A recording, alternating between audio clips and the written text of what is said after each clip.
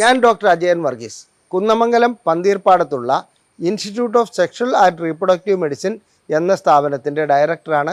ISRMലേക്ക് സ്വാഗതം. ഇന്ന് ഞാൻ നിങ്ങളോട് ചർച്ച ചെയ്യുവാൻ പോകുന്നത് ലൈംഗിക ശേഷിക്കുറവ് അനുഭവപ്പെടുന്ന വ്യക്തികൾ കാട്ടിക്കൂട്ടുന്ന ഏറ്റവും വലിയ മണ്ടത്തരത്തെക്കുറിച്ചാണ്, അഥവാ ഏറ്റവും വലിയ അബദ്ധത്തെക്കുറിച്ചാണ്. ലൈംഗിക ശേഷിക്കുറവ് അനുഭവപ്പെടുന്ന വ്യക്തികൾ സാധാരണഗതിയിൽ ആദ്യ ചികിത്സ എന്ന ലെവലിൽ ഏതെങ്കിലും മെഡിക്കൽ ഷോപ്പിൽ ചെന്ന് ഒരു ഗുളിക വാങ്ങിക്കഴിക്കുന്ന ഒരവസ്ഥ കണ്ടുവരുന്നുണ്ട്. യഥാർത്ഥത്തിൽ ലൈംഗിക ശേഷിക്കുറവ് എന്ന് പറയുന്നത് ഒരു രോഗമല്ല, രോഗലക്ഷണമാണ്.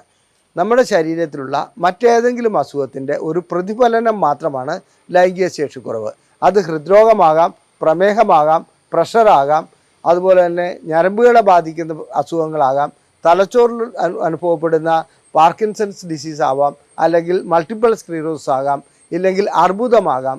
ഏതെങ്കിലും രൂപത്തിലുള്ള ഒരു മാരക രോഗത്തിൻ്റെ പ്രതിഫലനം മാത്രമാണ് ലൈംഗിക ശേഷിക്കുറവ്. അപ്പോൾ മെഡിക്കൽ ഷോപ്പിൽ ചെന്ന് കഴിഞ്ഞാൽ നിരോധിക്കപ്പെട്ടിട്ടുള്ള അല്ലെങ്കിൽ പ്രിസ്ക്രിപ്ഷൻ ഇല്ലാതെ നൽകാൻ പാടില്ലാത്ത ഏതെങ്കിലും ഗുളികകൾ അവർ വാങ്ങിക്കഴിക്കുന്നതായി കണ്ടുവരുന്നു.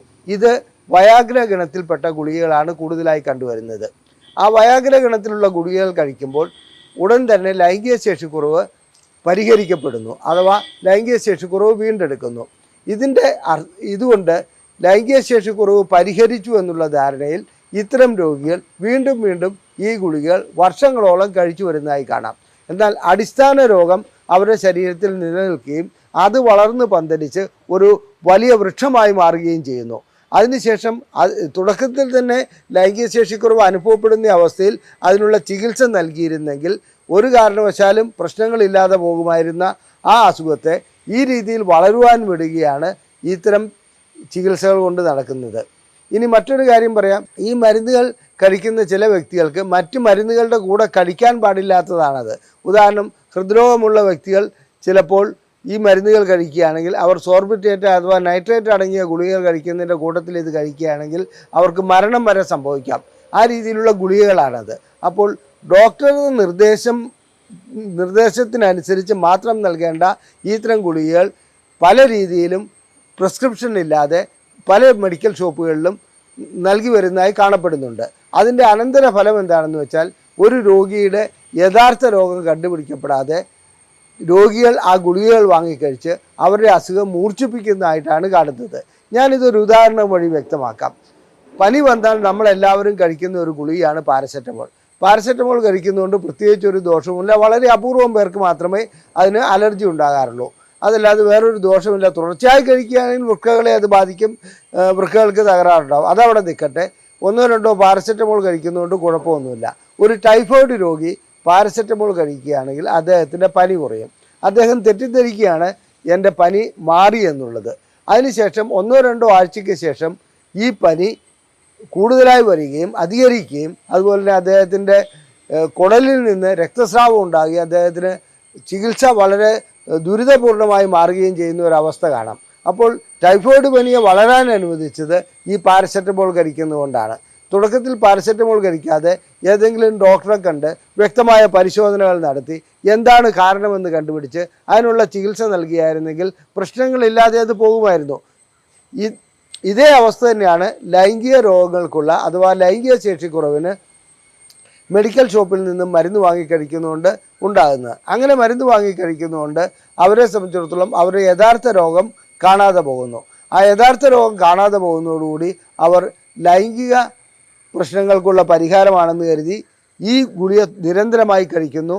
അവർക്ക് മറ്റ് രോഗങ്ങൾ പ്രശ്നം സൃഷ്ടിക്കുന്ന അവസ്ഥയിലേക്ക് പോകുമ്പോൾ മാത്രം ചികിത്സയ്ക്ക് അവരെത്തിപ്പെടുന്നു. അങ്ങനെ വരുമ്പോൾ അതിനെ പരിഹരിക്കുവാനുള്ള സാധ്യത കുറവാണ്. നമുക്ക് ലൈംഗിക ശേഷിക്കുറവ് എന്തുകൊണ്ടാണ് അനുഭവപ്പെടുന്നത്, എന്താണ് ഇതിൻ്റെ കാരണം, എന്തെല്ലാമാണ് പ്രശ്നങ്ങളെന്നൊന്ന് നോക്കാം. ലൈംഗിക ശേഷിക്കുറവ് അനുഭവപ്പെടുന്നതിന് പ്രധാനമായും 3 കാരണങ്ങളാണുള്ളത്. ഒന്ന്, രക്തക്കൊഴലിൽ കൂടി രക്തം വന്ന് ലിംഗത്തിലേക്ക് പമ്പ് ചെയ്യേണ്ടതുണ്ട്.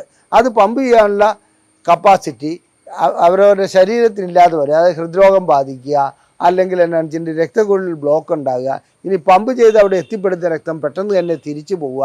ഇങ്ങനെയുള്ള അവസ്ഥകളിൽ ലൈംഗിക ശേഷിക്കുറവ് അനുഭവപ്പെടും.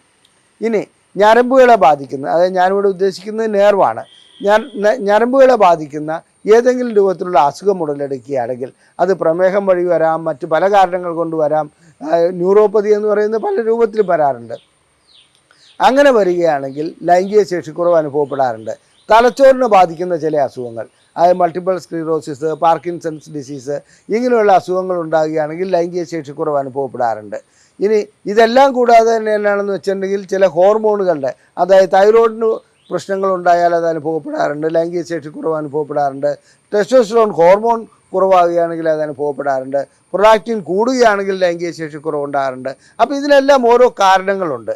ആ കാരണങ്ങൾ കണ്ടുപിടിച്ച് അതിനനുസരിച്ചുള്ള ചികിത്സ നൽകിയിട്ട് മാത്രമേ ഇത്തരം വയാഗ്ര എന്നുള്ള ആ തരത്തിലുള്ള ഗുളികകളിലേക്ക് പോകാൻ പാടുള്ളൂ. ഇവിടെ ചെയ്യുന്നത് എന്താണെന്ന് വെച്ചാൽ ആദ്യം തന്നെ പോയി വയാഗ്ര വാങ്ങി മെഡിക്കൽ ഷോപ്പിൽ നിന്ന് 10-20 രൂപ കൊടുത്തിട്ട് വാങ്ങിക്കഴിക്കുന്നു. അത് വർഷങ്ങളോളം കഴിക്കുന്നു. അവരുടെ യഥാർത്ഥ അസുഖം കണ്ടുപിടിക്കപ്പെടാതെ പോകുന്നു എന്നുള്ളതാണ് ദുഃഖകരമായ അവസ്ഥ. ഇനി ലൈംഗിക ശേഷിക്കുറവ് അനുഭവപ്പെടുന്ന വ്യക്തികളെ സംബന്ധിച്ചിടത്തോളം അത് പുറത്തു പറയുവാൻ ഭയങ്കര മടിയാണ്. യഥാർത്ഥത്തിൽ ചെയ്യേണ്ടത് എന്താണ്? വേണ്ട രീതിയിലുള്ള പരിശോധനകൾ നടത്തുക. ഏതെങ്കിലും ഒരു സെക്സോളജിസ്റ്റിനെ കണ്ട്, സെക്ഷൽ മെഡിസിൻ പ്രാക്ടീഷണറെ കണ്ട് എന്താണ് പ്രശ്നമെന്നുള്ളത് ചർച്ച ചെയ്യുക. അതിനുശേഷം പരിശോധനകൾ നടത്തുക. പരിശോധനകൾ നടത്തി എന്താണ് ഇതിൻ്റെ അടിസ്ഥാന പ്രശ്നമെന്നുള്ളത് കണ്ടുപിടിക്കുക. ആ അടിസ്ഥാന പ്രശ്നം കണ്ടുപിടിച്ചതിന് ശേഷം ചികിത്സയിലേക്ക് വരിക. അതായത് മരുന്ന് വേണോ, മരുന്നില്ലാതെ തന്നെ ചില ലൈംഗിക പ്രശ്നങ്ങൾ പരിഹരിക്കാൻ കഴിയും. അത് പല രീതിയിലുള്ള പ്രശ്നങ്ങളുണ്ടാകും. പിന്നെ ഇത് കൂടാതെ തന്നെ മാനസികമായ ചില പ്രശ്നങ്ങൾ കൊണ്ട് ലൈംഗിക ശേഷിക്കുറവ് ഉണ്ടാകാറുണ്ട്. അതിന് ആ മാനസികമായ അല്ലെങ്കിൽ എന്തെങ്കിലും കുടുംബ പ്രശ്നങ്ങൾ കൊണ്ടോ വഴക്ക് കൊണ്ടോ ലൈംഗിക ശേഷിക്കുറവ് അനുഭവപ്പെടാറുണ്ട്. ബിസിനസ് പരാജയം കൊണ്ട് ലൈംഗിക ശേഷിക്കുറവ് അനുഭവപ്പെടാറുണ്ട്. ഇത്തരം കാര്യങ്ങളിലെല്ലാം പരിശോധനകൾ നടത്തി കാരണം എന്താണെന്ന് കണ്ടുപിടിച്ചിട്ട് അതിനുള്ള ചികിത്സ നൽകുകയാണ് വേണ്ടത്. ലൈംഗിക ശേഷിക്കുറവിന് കാരണം കണ്ടുപിടിക്കാതെ ചികിത്സിക്കുക അല്ലെങ്കിൽ മരുന്ന് കഴിക്കുക എന്ന് പറയുന്നത് ശുദ്ധ അസംബന്ധമാണ്. അത് ഒരു വ്യക്തിയുടെ ആരോഗ്യം തകർക്കുന്നതിന് തുല്യമാണ്. പിന്നെ പ്രായം കൂടുന്തോറും തീർച്ചയായിട്ടും ലൈംഗിക ശേഷിക്കുറവ് മെല്ലെ മെല്ലെ വന്നു തുടങ്ങും. അതിൻ്റെ പിന്നിലും യഥാർത്ഥത്തിൽ പ്രായമല്ല, പിന്നിൽ ഉടലെടുക്കുന്ന ഏതെങ്കിലും രോഗമായിരിക്കാം. ആ രോഗം എന്താണെന്നുള്ളത് കണ്ടുപിടിക്കുന്നത് ആ വ്യക്തിയെ സംബന്ധിച്ചിടത്തോളം അദ്ദേഹത്തിൻ്റെ ആയുസ് നിലനിർത്തിക്കൊണ്ടു പോകാൻ, ആരോഗ്യം നിലനിർത്തിക്കൊണ്ടു പോകാൻ ഉപകരിക്കും. അതുകൊണ്ട് ലൈംഗിക ശേഷി കുറവ് അനുഭവപ്പെടുന്ന വ്യക്തികളോട് ഒരു അഭ്യർത്ഥനയുണ്ട്. മെഡിക്കൽ ഷോപ്പിൽ പോയി ഏതെങ്കിലും ഒരു ഗുളിക വാങ്ങിക്കഴിക്കുന്നത് ഒരു രീതിയിലും നിങ്ങൾക്ക് പ്രയോജനപ്പെടുകയില്ല. അഥവാ താൽക്കാലികമായി പ്രയോജനപ്പെട്ടു എന്ന് തോന്നുകയാണെങ്കിൽ തന്നെ അതൊരു മണ്ടത്തരമാണ്, ഒരു അബദ്ധമാണ് നിങ്ങൾ കാട്ടിക്കൂട്ടുന്നത്. നിങ്ങളുടെ ആരോഗ്യത്തിന് അത് ഹാനികരമായി ബാധിക്കുമെന്നുള്ളത് പറയട്ടെ. ഇനി ചില ആയുർവേദ ഗുളികകളെക്കുറിച്ച്, അതായത് മെഡിക്കൽ ഷോപ്പിൽ ഊരും പേരുമില്ലാത്ത ചില ആയുർവേദ ഗുളികകൾ ലഭിക്കാറുണ്ട്. നോർത്ത് ഇന്ത്യയിൽ നിന്നും മറ്റും വരുന്നതാണ്. ഇവരിതിൽ ചെയ്യുന്നത് വയാഗ്ര പോലെയുള്ള ചില മരുന്നുകൾ പൊടിച്ചിട്ട്, അതായത് ക്രോസിനാദി വടവും ജലൂസിലാദി ലേഖ്യവും ഉണ്ടാക്കി കൊടുക്കുകയാണ്. അത് കഴിക്കുമ്പോൾ ഇത് ആണല്ലോ, പാർശ്വഫലങ്ങൾ ഉണ്ടാവുകയില്ലല്ലോ, പ്രശ്നങ്ങളില്ലല്ലോ എന്നുള്ള ധാരണയിലാണ് ജനങ്ങളത് വാങ്ങിക്കഴിക്കുന്നത്.